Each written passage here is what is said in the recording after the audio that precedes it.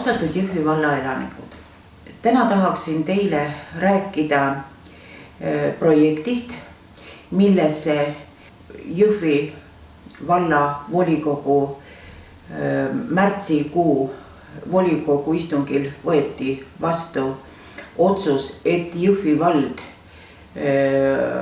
esitab taotluse. Jutt käib Euroopa Liidu struktuurivahenditest rahastatava meetme raames tegevuse taotlusvooru avamisega. Ja selle taotlusvooru raames on võimalik arendada ka tugiisiku projekte ja tugiisiku teenust Jõhvi vallas. Projekti mõte on selles, et arendada Jõhvi vallas tugiisiku teenust ja selle läbi anda võimalus sellist teenust vajavate inimeste, pereliikmete naasmist tööturule või siis kes praegu käivad tööl ja ei saa tööd teha täiel määral, sellepärast et nad peavad hooldama tugiisiku teenust vajavat inimest, siis anda võimalus ka neile inimestele jätkata tööd. Jõhvi vald kavatseb esitada projekti taotluse, mille üldmaksumus on 91 588 eurot, millest siis Jõhvi valla osalus oleks 13 738 eurot ja projekti raames loodame saada toetust summas 77 850 eurot. Selle projekti planeerib Jõhvi vald, kavandab Jõhvi vald läbi viia 2 aasta jooksul. Ja praegu ongi juba alustatud selle projekti menetlemisega, kuna Jõhvi valla volikogu on andnud sellele projektile oma heakskiidu, siis praeguseks on saadetud välja lihthanke pakkumused firmadele, kes teeksid siis projekti taotlusele ka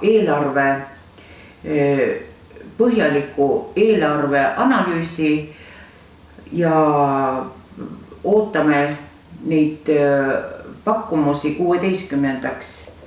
aprilliks ja siis läheme selle firmaga, kes välja valitakse, läheme lepingusse ja paralleelselt muidugi alustame ka siis selle projekti taotluse kirjutamist. Millest siis mida hõlmab siis meie Jõhvi valla projekt, et selle oleme jaganud siin 3 etapiks, et kõigepealt suhtleme tugiisiku teenust vajavate isikute lähedastega ja juba nendega siis suhtlemisel selgitame välja, et millist abi nad vajaksid selleks, et siis tööturule naasta. Peale seda on siis juba meiepoolne tugiisiku teenuse komponentide selline kokkupanek, et see tööle minek oleks sellel lähedasel inimesel võimaldatud. Ja kolmas etapp on siis juba, kui hakatakse seda teenust vastavalt tugiisiku teenust vajava lähedase inimese vajadustele osutama. Tahaksin veel öelda ka seda, et mis ajendas siis meie sotsiaalteenistus seda projekti esitama. Asi on selles, et Jõhvis osutatakse praegu tugiisiku teenust 4 inimesele. Kuid seejuures vajab seda tugiisiku teenust veel 15 inimest. Kuid kahjuks on eelarve nappuse tõttu seda tugiisiku teenust ei ole võimalik praegusel hetkel osutada, aga nüüdseks anname endast parima, et see projektitaotlus saaks valmis, me esitame selle ja kõik meie tugiisiku projekti ettevalmistajad teevad endast kõik võimalikku selleks, et see taotlus saaks rahastatud ja 2 aastaks oleks võimalik siis juba osutada tugiteenust selleks, et lähedased saaksid tööle naasta.